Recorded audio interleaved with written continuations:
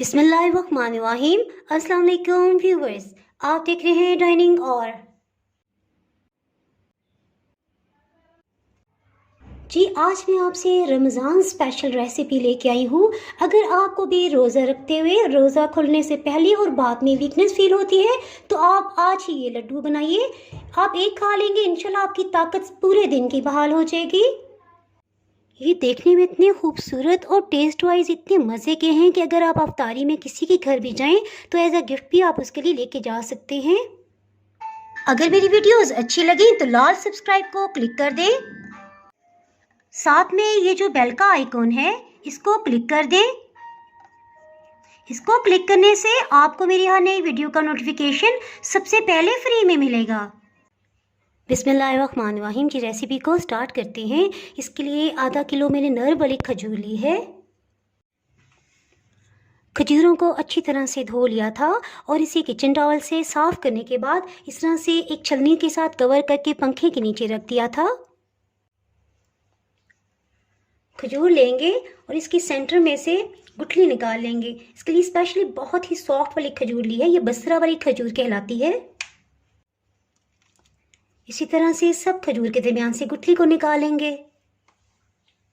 चलें जी, सब खजूर में से हमने गुठली को तो अलग कर लिया है और गुठलियों को हम अलग एक बाउल में डालते जाएंगे। खजूर की गुठलियों को हम फेंकेंगे नहीं, बल्कि हम इसे भी इस्तेमाल करेंगे। डेली आपके घर में जो भी खजूर इस्तेमाल हो उसकी गुठलियाँ ना फेंकें, बल्कि इस तरह से एक बाउल में इकट्ठे करते जाएं और रात को उसे वॉश करके रख दें। तो इंशाल्लाह रमज़ान के एंड में मैं आपको उन गुठलियों से कुछ बहुत अच्छा बनाना बताऊंगी। इसे साइड पे करते हैं। बस इसके लिए यही एहतियात है कि जो भी छुरी हम इस्तेमाल करें उसे बिल्कुल खुश्क होना चाहिए। देखिए इतनी सॉफ्ट है कि गुठली निकालते निकालते पिसने लगी थी। बस इसे इस तरह से छुरी से थोड़ा थोड़ा सा कटिंग कर लेंगे, ये मैश हो जाएंगे इसी से ही। इस तरह से सब खजूर को एक दफ़ा मैश कर लेंगे।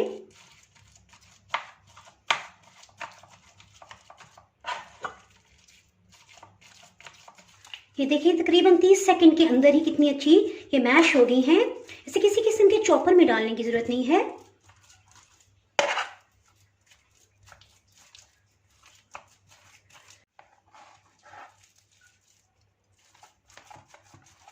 तकरीबन 1 मिनट से भी कम टाइम लगा है। ये देखिए टोटली मैश हो गई हैं। तकरीबन 20-25 सब्ज़ इलायची ले लेंगे।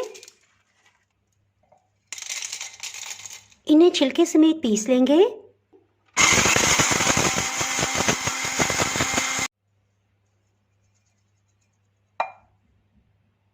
जी अभी हीट ऑन नहीं की है, इसमें कुछ ड्राई फ्रूट डालते हैं। तकरीबन ये आधा कप है काजू, बादाम 1 कप की मिकदार में है, पिस्ते तकरीबन 20-25 की मिकदार में हैं और 1/4 कप ये बनते हैं। इसके साथ ही हीट को ऑन कर लेते हैं। इन्हें ड्राई रोस्ट ठीक करेंगे, यानी इसमें कोई ऑयल या मक्खन शामिल नहीं करेंगे। इसमें हम अखरोट को शामिल नहीं करेंगे क्योंकि उसका ज़रा कड़वा जायका होता है। हीट को मीडियम लो ही रखा हुआ है।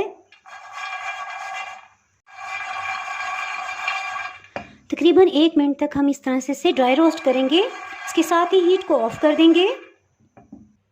इन्हें अलग से एक प्लेटर में निकालेंगे और ठंडा होने देंगे। इस तरह से इन्हें फैला देंगे ताकि जल्दी से ये ठंडे हो जाएं। ड्राई रोस्ट की वजह से इनमें बहुत ही ज़बरदस्त फ्लेवर डेवलप हो जाएगा और एक अलग सा इसमें क्रंच आ जाएगा। इसी पैन को टिश्यू से साफ़ कर लेंगे। 2 टेबलस्पून इसमें कीकर की गोंद ये शामिल कर देंगे। इसे फुलाई की गोंद भी कहा जाता है। इसमें तकरीबन 2-3 टेबलस्पून कुकिंग ऑयल डाल देंगे। आप चाहें तो इसमें मक्खन या देसी घी भी डाल सकते हैं, मुझे उससे ज़रा हैवी लगता है।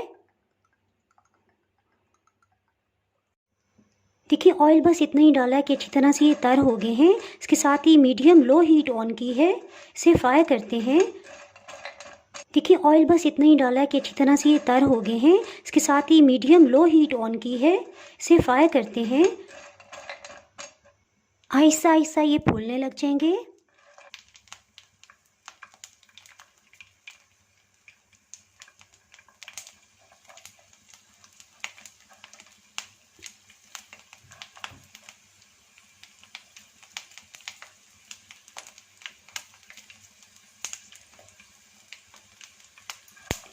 हीट को मीडियम लो ही रखा हुआ है। इसको थोड़ा मिक्स करते हैं ताकि यकसा इसको हीट मिल सके और ये बिल्कुल फूल जाए।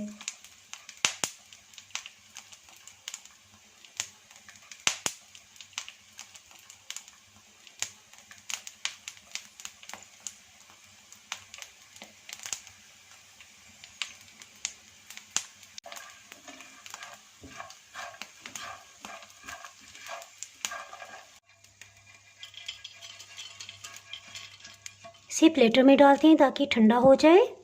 इसके साथ ही कद्दू के बीज लेंगे, इसे हम डेकोरेशन के लिए इस्तेमाल करेंगे। इसे हम कोशिश करेंगे कि 3-3, 4-4 पीसेस में डिवाइड कर दें।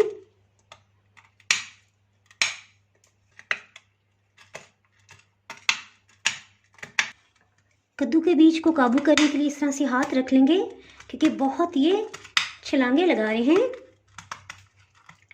इस तरह से थोड़े कंट्रोल में रहेंगे। इन्हें हम ग्राइंड नहीं करेंगे क्योंकि इससे बहुत ही ये चूरा चूरा हो जाएंगे। बस इन्हें 3 या 4 पीसेस में डिवाइड करेंगे। जिसके बाद बारी आ गई कीकर की गोंद की। इसे ग्राइंड कर लेते हैं।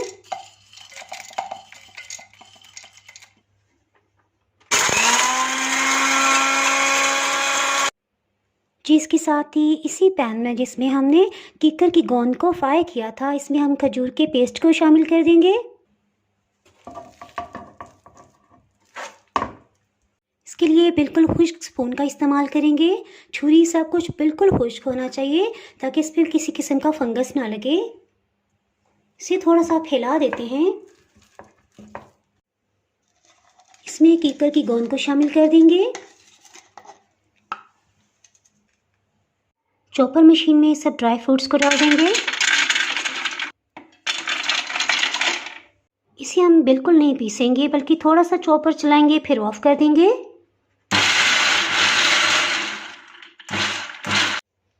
जिसमें हाफ क्रश ड्राई फ्रूट को शामिल कर देंगे और ड्राई फ्रूट्स का जो बहुत बारीक पाउडर सा बन गया है चूरा, उसे हम अलग से निकालेंगे। इसे हम डेकोरेशन के लिए इस्तेमाल करेंगे। अभी तक हमने हीट ऑन नहीं की है।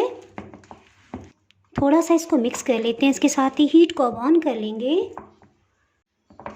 हीट को बिल्कुल लो रखा हुआ है। इसमें किसी किस्म का मक्खन या ऑयल हमने शामिल नहीं किया।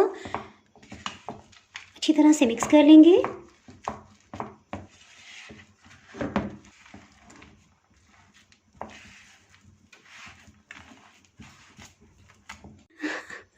ऐसा भी हो जाता है। चलिए फिर से इसको फिक्स कर लिया है। सिर्फ 1 मिनट तक मीडियम लो हीट पे इसे कुक करेंगे।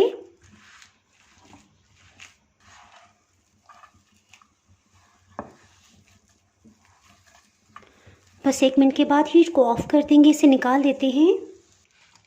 स्पैचुला को भी अच्छी तरह से साफ कर लेते हैं। हाथों को ऑयल से थोड़ा सा ग्रीस कर लेंगे। इसके साथ ही थोड़ा सा लेंगे तो एक बॉल बना लेंगे। इसे ड्राई फ्रूट के चूरे में डाल देंगे। इस तरह से इसे रोल कर लेंगे। हर तरफ अच्छी तरह से कोटिंग हो जाए, बस ठीक है। कुछ को हम कोकोनट पाउडर में डालेंगे। अच्छी तरह से इस पर कोटिंग करने के बाद फिर से भी आप इसकी शेप बेहतर कर सकते हैं। इसी तरह सफ़ेद तेल में कुछ को रोल कर देंगे। आपको जो भी अच्छा लगे आप उस तरह से कर सकते हैं। मैंने मुख्तलिफ आपको आइडियाज़ दे दिए हैं। इसी तरह से कोई स्प्रिंकल्स ले लेंगे। ये देखिए कितना कलरफुल और कितना खूबसूरत बन गया है। कुछ दूसरे स्प्रिंकल्स ले लेंगे।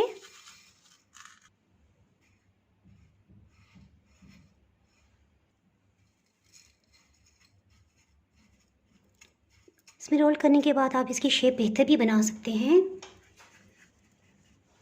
देखिए ये भी कितना अच्छा लग रहा है। बस इसमें यही एहतियात करनी है कि जिन लड्डू पे हमने स्प्रिंकल्स लगाए हैं उनको आप पहले यूज़ कर लें। इसके साथ ही कुछ को कद्दू के बीच में रोल करेंगे। ये तो मेरा बहुत ही फेवरेट है। कद्दू के बीज का क्रंच बहुत ही मज़े का होता है, इसे ड्राई रोस्ट करने की भी ज़रूरत नहीं थी। फिर से इसे थोड़ा सा इस तरह शेप दे देंगे। देखें कितना प्यारा लग रहा है। कमेंट सेक्शन में मुझे बताइएगा कि आपने इसमें से कौन सा ट्राई किया है और किसका फ्लेवर आपको सबसे ज़्यादा पसंद आया है। कमेंट सेक्शन में मुझे बताइएगा कि आपने इसमें से कौन सा ट्राई किया है और किसका फ्लेवर आपको सबसे ज़्यादा पसंद आया है। जी बारी आ गई कि हम इसे कितना अरसा महफूज रख सकते हैं। तो स्प्रिंकल्स वाले को कोशिश करें कि आप 1-2 दिन के अंदर खा लें। इसे रूम टेम्परेचर पे आप डाइनिंग टेबल पे भी रख सकते हैं और बकाया जो है इनको आप जितना अरसा मर्ज़ी रखें, बिल्कुल भी ख़राब नहीं होंगे। इसके साथ ही अगर आप मेरे चैनल पे नए हैं तो चैनल को सब्सक्राइब कर दें, बेल आइकन ज़रूर प्रेस कर दीजिएगा। इसके बगैर आपको मेरी आने वाली वीडियो का नोटिफिकेशन ही मिल पाएगा। दुआओं में याद रखें, वीडियो लाइक और शेयर करना बिल्कुल भी ना भूलिएगा। इसके साथ ही मैं इजाज़त चाहती हूँ। अल्लाह हाफिज़।